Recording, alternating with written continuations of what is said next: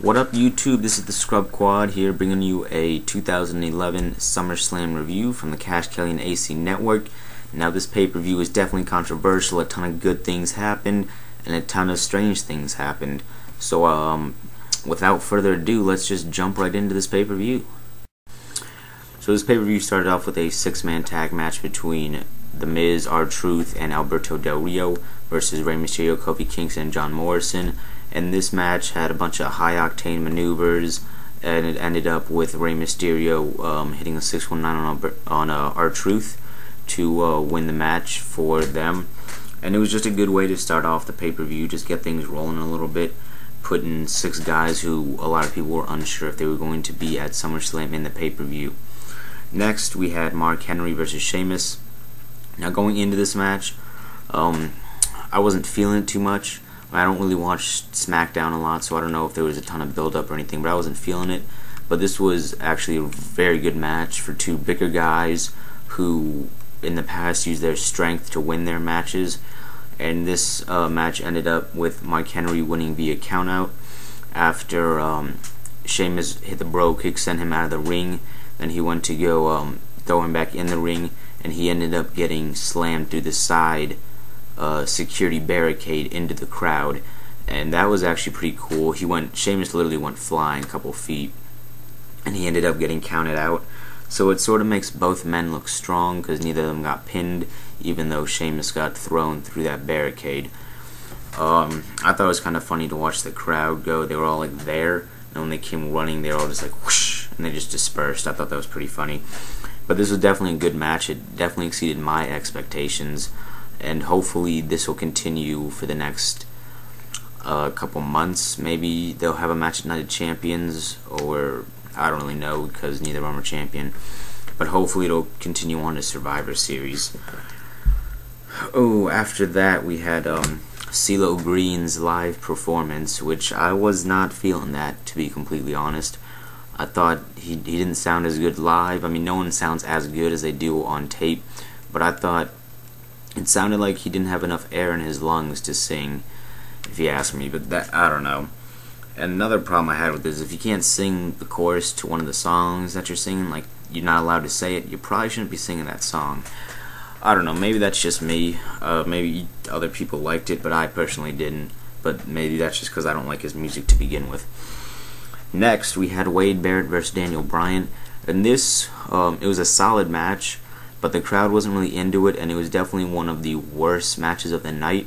But in any other pay-per-view, it would have been one of the better matches. So it was definitely a good match itself, but the crowd never really got into it. I never really got into it.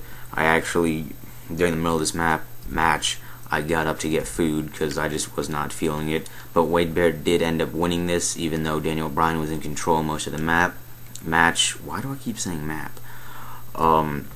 And he ended up hitting the wasteland on the SmackDown Money in the Bank winner. Oh, after that we had the World Heavyweight Championship No Holds Barred match, and this match was literally insane. It was absolutely incredible, and the way it started off was awesome too, because Christian had been going around all night saying, "Ooh, I got my insurance policy, and you guys are never gonna believe it." Now, in the back of my mind, I'm like, oh, maybe it's Edge, because I knew that Edge was there. He had I think he had an autograph signing at SummerSlam Access, so I knew he was going to be in the Los Angeles area. But I didn't think that it was actually going to be him. So Christian came out, and then it turned up being Edge. And, of course, I thought it was kind of weird, because when Edge left, when he retired, he was a good guy. And now he's coming back, and Christian is a bad guy.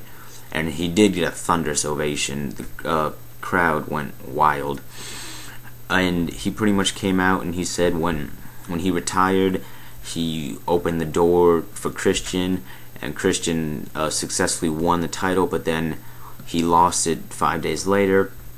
But then after he lost it, he continued to whine and ask for rematch after rematch. And Edge said even when he was he didn't say heel, but you know that he meant when he was a heel, he did things entertainingly and didn't hide behind lawyers and everything.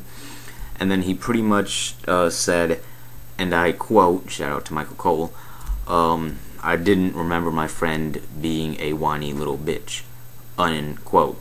And when he said that, I was pretty much shocked, and then he just walked out. So I was like, dang. If Christian needed to hear that from anybody, it was definitely Edge. And then when Randy Orton came out and the match got started, things just went nuts. There was tables, there was chairs, there was kendo sticks, trash cans. Pretty much everything that you could get under the ring was used. Randy Orton RKO'd Christian through the Spanish announce table, and that Spanish announce table seems to always get destroyed. I feel kind of bad for the Spanish announcers, but then I realized I don't have to listen to them, so I don't really care. He got RKO'd through the Spanish announce table. He got put through a table, just a wooden table on the outside of the ring, and then he got power slammed through another table in the middle of the ring. So Christian got put through 3 tables. Randy Orton didn't get put through any of them. And before that, Randy Orton had the table just laid out in the ring like it wasn't up yet, it was just laid out there. And then he superplexed Christian onto it. It was ridiculous. And Christian was using kendo sticks against Randy Orton. Randy Orton took a kendo stick, took Sam 1 and started hitting Christian. I think Randy Orton actually started bleeding. I think like right around here on his lip it started to bleed a bit. There was tons of good spots in this matches. Randy Orton hit a ridiculous looking drop kick when Christian came off the top rope and he drilled him with a drop kick. That was nice as anything. And then this pretty much, the match ended when Christian hit a kill switch, but Randy Orton kicked out, and Randy Orton started to get on the attack again, and then it looked like Christian was going to fight back. He jumped off the ropes, and Randy Orton caught him in midair with a RKO on the steel steps, and that was it. So Randy Orton is the new World Heavyweight Champion. Now, I don't necessarily disagree with this match, with the outcome of this match, because of the match itself. The match was incredible. So I think that these guys are going to continue to feud at Night of Champions, maybe even at Survivor Series, and hopefully they will dish out matches like this, because this was definitely, in my opinion, the best match of the night. And so if they can continue to do matches like that, maybe at Night of Champions we'll see a Hell in a Cell just to end it all. But you never know. And then for the main event of the night, we had the Undisputed Championship match between John Cena and CM Punk, and this is where things started to get a little controversial. Throughout the pay-per-view, you had seen Stephanie McMahon talking. She appeared on camera. She appeared in the beginning to wish CM Punk luck. Then you see her walk out of John Cena's dressing room. You see her whispering stuff to Triple H. So you wondered if maybe she would play a role in this. And then the match itself got underway. It was a solid match. It definitely was not as good as their Money in the Bank match, but you can't really compare it to that, because in the Money in the Bank, there was so much things going on. CM Punk's name was insanely hot. Like, it's still hot now, but his name was insanely hot after that promo. It was in his hometown, so that match was definitely the best match of the year. So you can't compare this SummerSlam match to that one, although this was definitely a solid match with Triple H as a guest referee, but it was definitely filled with tons of controversy. But before we get to the controversy itself, just the match a little bit, there was a spot where they were switching back and forth between submissions that I actually liked that.